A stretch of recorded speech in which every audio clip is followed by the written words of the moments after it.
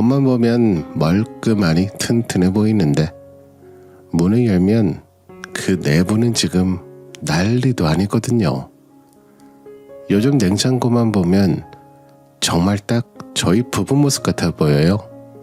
겉과 속이 참 달랐거든요. 그렇게 지낸 이유 중에 제일 큰 건 저희 남편 성격이었죠.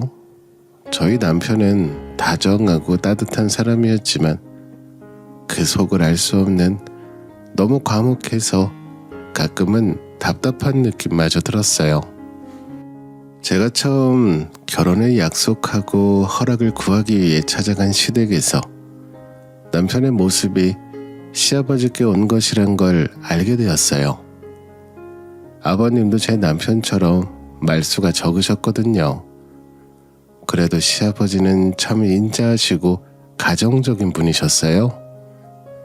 결혼하신 지 30년은 좋게 넘었는데도 여전히 시어머니께 눈을 못 떼시고 옆에서 살뜰히 챙기시는 모습으로 남편이 겹쳐 보였죠. 그리고 시어머니는 조금 남편을 많이 사랑하시는 것 같았어요. 두 분께서 늦게 얻은 외동아들이기에 그럴 수 있다 생각했습니다. 그리고 대망의 상견례 날 저희 부모님 앞에서 시어머님의 아들 자랑은 몸집을 불려 더한 모습으로 나타났어요. 저희 애가 무슨 일을 하든 정말 성실해요. 거기에 또 효자라 학교 다닐 땐 선생님들께도 잘하고 학생회장도 하고 매일 열심히 공부해 전교 1, 2등을 놓치지 않았다니까요. 어릴 때부터 좀 남다르게 착하긴 했어도 애가 여지까지 부모 속 썩이는 일 없이 명문대도 가고 대기업까지 들어가서 자기 앞길 알아서 하니까 저희가 챙길 게 너무 없어요. 더군다나 자기 같은 대기업에 다니는 며느리까지 데려오질 않나. 주변에선 아들을 어쩜 그렇게 번듯하고 멋있게 키우냐고 물어보는데 내가 한 게 없어서 할 말이 없다니까요. 사돈도 그렇게 생각하시죠? 이렇게 훤칠하고 잘생겼는데 대기업까지 다니는 사위는 사실 보기 힘들잖아요. 하지만 같은 루트로 대기업에 다니는 며느리에 대한 뿌듯함과 애정도 눈에 보이게 말씀하시니 부모님도 저 정도로 자랑하는 거라면 괜찮다고 하셨죠. 아들 잘난 맛에 얼마나 뿌듯하시겠냐고 하시면서 이 정도 아들 사랑이라면 며느리인 저까지도 많이 사랑해 주실 것 같다고요. 그렇게 저희는 부부가 되었습니다. 둘 다 벌이가 나쁘지 않으니 신혼집은 우선 조금 멀더라도 저렴한 곳으로 알아보고 모은 돈 내에서 해결하기로 했어요.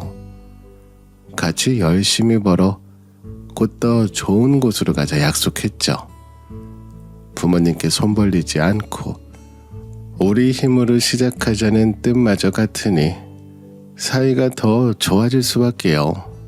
서로를 이해하고 서로의 마음을 헤아리면서 저희는 연인에서 가족이 되어가는 길을 손잡고 천천히 걸어가기로 했어요. 남편과의 관계는 결혼했어도 연애 때와는 크게 달라지지 않았어요. 여전히 사이가 좋았고 서로를 이해하고 배려했으며 대화하는 걸 즐겼죠.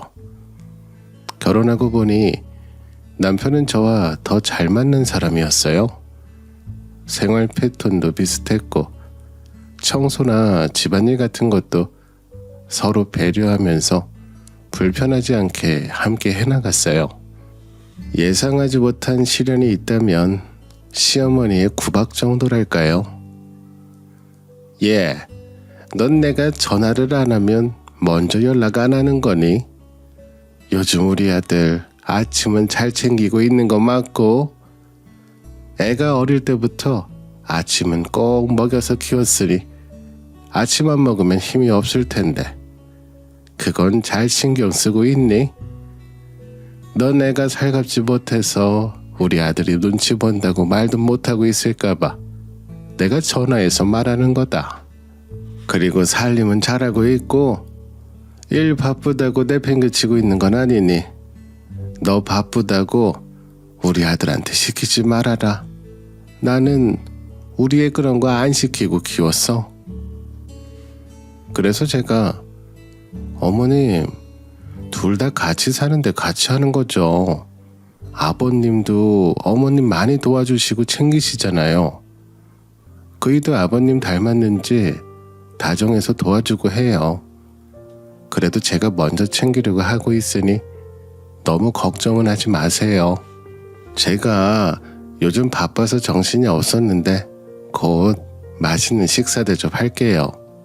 저희 데이트예요, 어머님.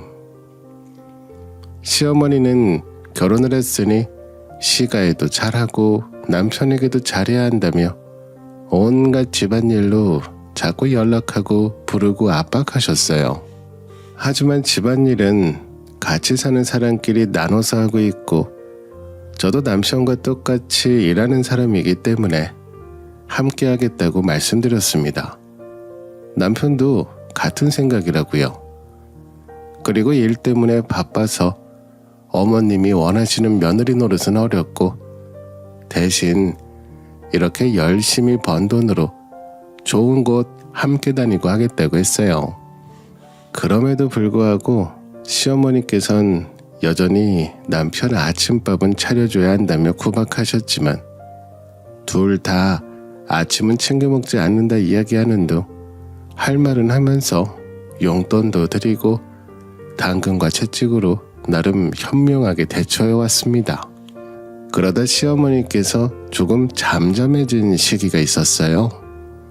바로 저희 아들이 생기고 난 후부터인데요. 저희 부부는 붙어있는 시간이 많았어요. 그러니 첫째 아이도 일찍 생길 수밖에 없었죠. 어머님은 제가 대기업에 다녀서 좋았다가도 일 욕심에 아이를 낳지 않겠다고 할까봐 걱정하셨던 모양이에요. 임신 소식을 전하자마자 얼굴이 피시더니 임신한 몇 개월 동안은 저희가 결혼을 전제로 연애했던 때처럼 잘해주셨거든요. 안부 전화도 잔소리가 아닌 제 걱정을 하셨던 몇 안 되는 기간이었죠. 하지만 그 기간은 제가 출산 휴가가 끝난 후 바로 복직에 들어갔고 남편이 먼저 육아 휴가를 사용하면서 끝났어요. 너는 어쩜 네 남편 승진길을 막을 수가 있니? 우리 아들 육아휴직 내고 지금 집에서 혼자 애 보는 중이니? 아무리 요즘 시대가 남편도 육아휴직 쓰는 게 당연하다곤 하지만 그러다 내 아들 승진 막히면 책임질 거니?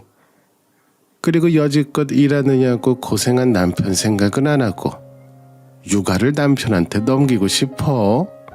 애는 엄마가 봐야지. 엄마 손에 커야 애가 잘 크는 거 모르니? 그래서 제가 어머님 그이가 다니는 회사가 육아휴직으로 승진이 막히거나 하진 않아요. 그랬으면 저도 말렸을 거예요. 그리고 육아휴직 얘기도 그이가 먼저 꺼냈고요. 그러니 나중을 위해서 전 출근해야죠. 그리고 아이한텐 부모가 다 필요하지 엄마만 중요하진 않아요. 그이도 어릴 때 아버님이 도맡아 길렀다고 들었는데 지금 보세요. 다정한 아버님 덕분에 그이도 다정하게 컸잖아요. 어머님, 저는 그이가 좋은 남편이기도 하지만 좋은 아빠로도 훌륭한 사람이라 생각해요. 물론 저도 그런 엄마가 되도록 노력하고 있고요. 너무 걱정 마세요. 에휴, 아무리 그래도 그렇지. 애가 아직 어리면 할 게 얼마나 많은데 그걸 다 우리 아들한테 넘겨. 걔가 육아만 할 애가 아니지 않니? 대기업에서 인정받고 능력도 좋은 앤데 육아휴직으로 썩히는 건 아니지. 그래서 제가 어머님 말대로 그이 회사에서 열심히 일해서 능력 인정받는 사람이라 육아휴직 하나 쓴다고 자리 위험받고 그러지 않아요. 저도 다음을 위해서 열심히 해야죠. 어머님도 저 대기업 다니는 며느리라 좋아하시는 거잖아요. 어머님, 애기 데리고 주말에 갈게요. 그때 나들이 가요. 저 들어가 볼게요. 시어머니께서는 남편의 육아휴직으로 열을 내셨지만 남편은 육아가 적성에 맞았는지 좀 더 긴 시간을 육아에 매진했어요. 사실 제 일 욕심은 알고 있으니 제가 회사에서 조금 더 자리를 잡도록 집중할 수 있는 시간을 준 것 같아요.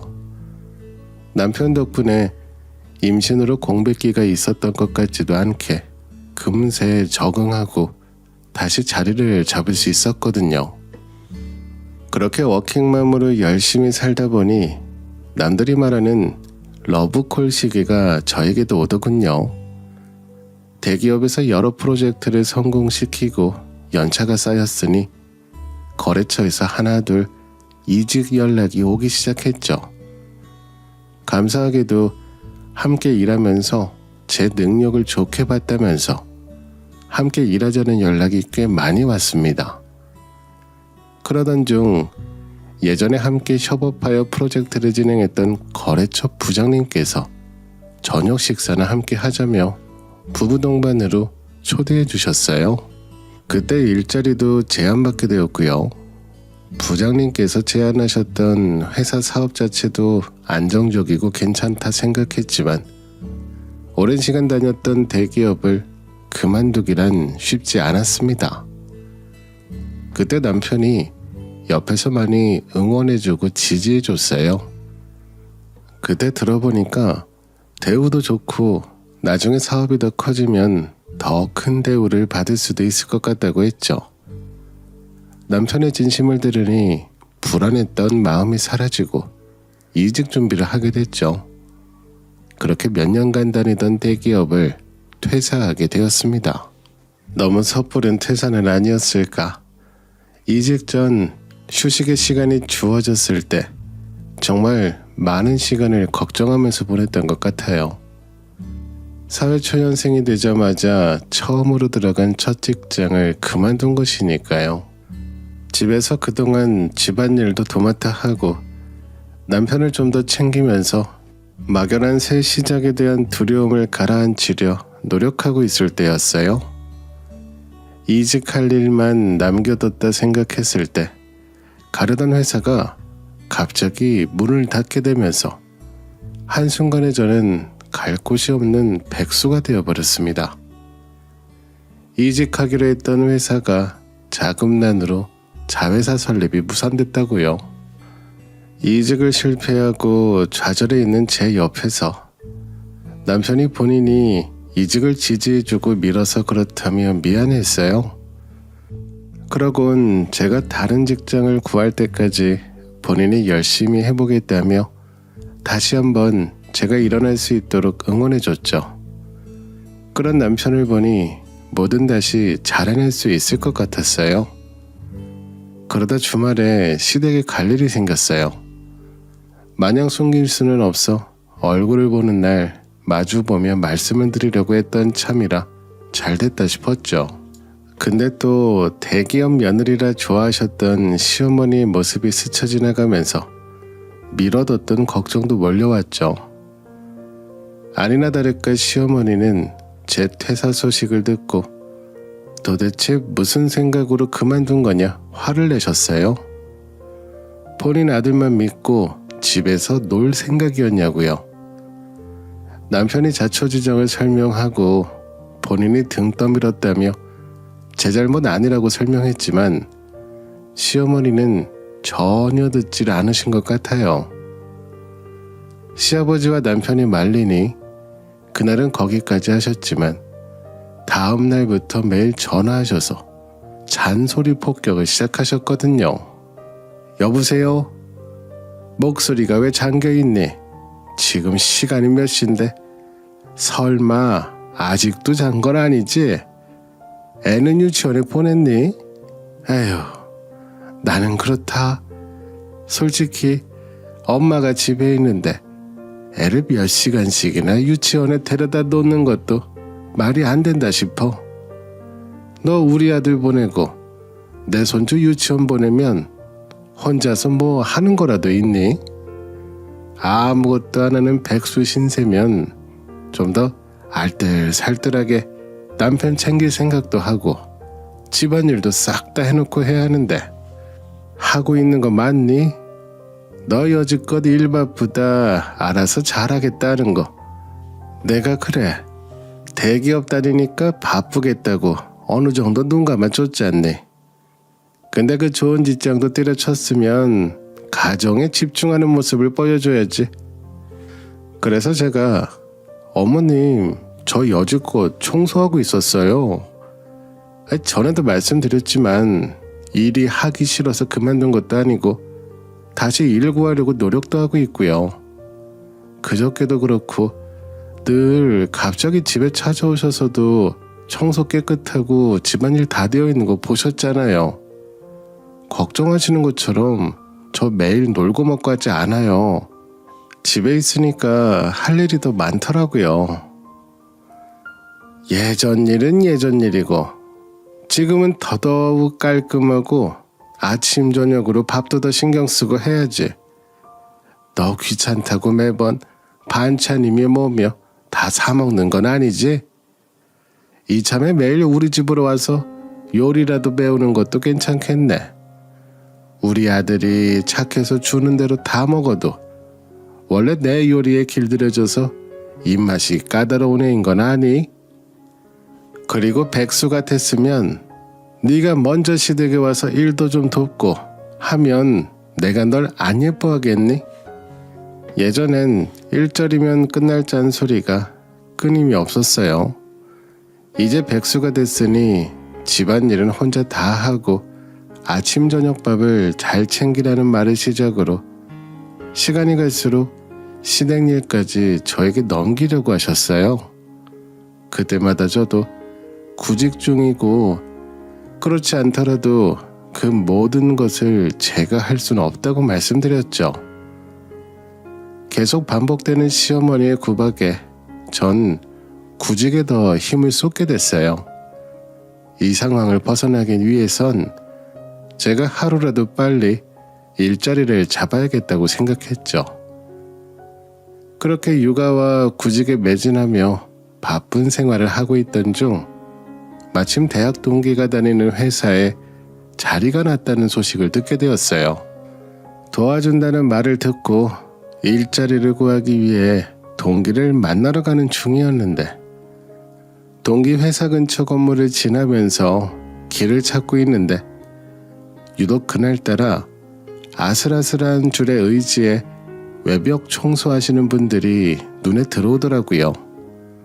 제가 고소공포증이 있기 때문에 평소엔 눈길조차 주지 않는 편인데 그날따라 왜 눈을 떼지 못했을까요?